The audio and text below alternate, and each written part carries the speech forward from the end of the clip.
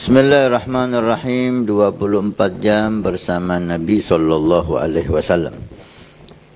Adab yang keempat, adab Nabi yang keempat yang sangat penting untuk kita perhatikan adalah adabul wudu. Adab yang berkaitan dengan wudu. Disunahkan untuk kita selalu dalam kondisi punya wudu, dalam keadaan kalau solat, tawaf, khutbah Jumat itu udah wajib, atau ketika mau baca Quran, mau baca kitab, hadir majelis ilmu, sunnah untuk kita wudu. Bahkan disunahkan wudu di setiap saat, kecuali perempuan yang haid atau nifas. Orang yang junub pun disunahkan untuk wudu. Kalau dia tidak mau langsung mandi besar, disunahkan langsung wudu sebelum dia makan, minum, dan tidur. Nabi SAW sahabat membawakan satu riwayat dari Nabi, dan itu hadits qudsi dari Allah Subhanahu wa taala. Allah berfirman, "Man ahdatha wa lam yatawadda faqad jafani." Siapa yang berhadas dan dia tidak langsung wudu, membiarkan dirinya dalam kondisi punya hadas kecil, maka dia telah berbuat jelek denganku. Karena hubungan hamba dengan Allah itu adalah wudu.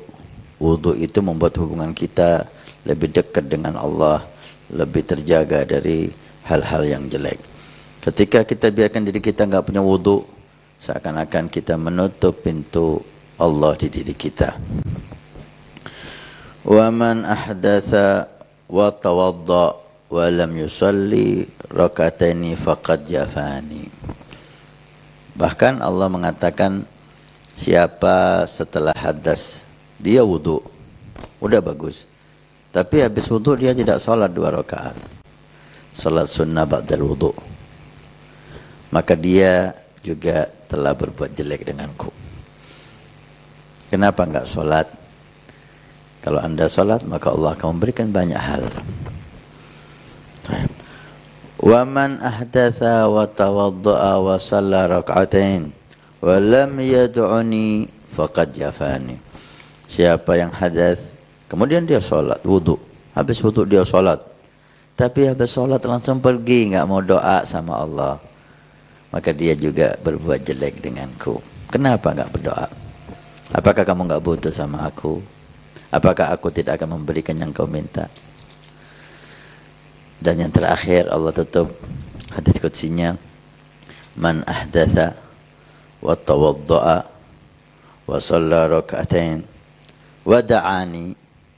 Siapa yang hadas kemudian dia langsung wudu, habis wudu dia salat 2 rakaat sunnah, kemudian dia berdoa kepadaku, walam astajib lahu, kemudian aku Allah telah memerintahkan dia semua itu sampai dia doa, aku tidak ngabulkan doanya, faqad jafautuh, maka aku telah berbuat jelek kepadanya. Walastu bi rabbin jaf, ketahuilah aku bukan Tuhan yang jelek, aku Tuhan yang baik. Artinya pasti Allah akan kabulkan permintaan itu. Betapa hebat fadilah daripada wudu setiap kita berhadas. Rasulullah SAW dalam hadis yang lain beliau bersabda, al-wudu silahul mu'min. Wudu itu adalah senjatanya orang mukmin. Senjata fungsinya untuk membela diri dari musuh. Senjata fungsinya untuk menyerang musuh, membentengi. Demikiannya wudu bagi orang mukmin. Dan musuh orang mukmin adalah syaitan. Musuh orang mukmin adalah nafs, al-ammarah bisu. Dan wudu sebagai senjata kita. Orang yang punya wudu, godaan setan itu sangat kecil. Orang yang punya wudu, dia akan menjaga untuk maksiat. Jangankan bermaksiat hal yang besar, menyentuh perempuan aja dia jaga, takut wudunya batal. Orang yang punya wudu mudah untuk selalu taat kepada Allah Subhanahu wa ta'ala. Orang yang punya wudu, pahala zikirnya lebih bertambah. Orang yang punya wudu, pahala Qur'annya bertambah besar. Jika Nabi bersabda, siapa yang membaca Quran, maka setiap hurufnya 10 pahala. Kata Imam Ali bin Abi Thalib, ini bagi yang baca enggak punya wudu.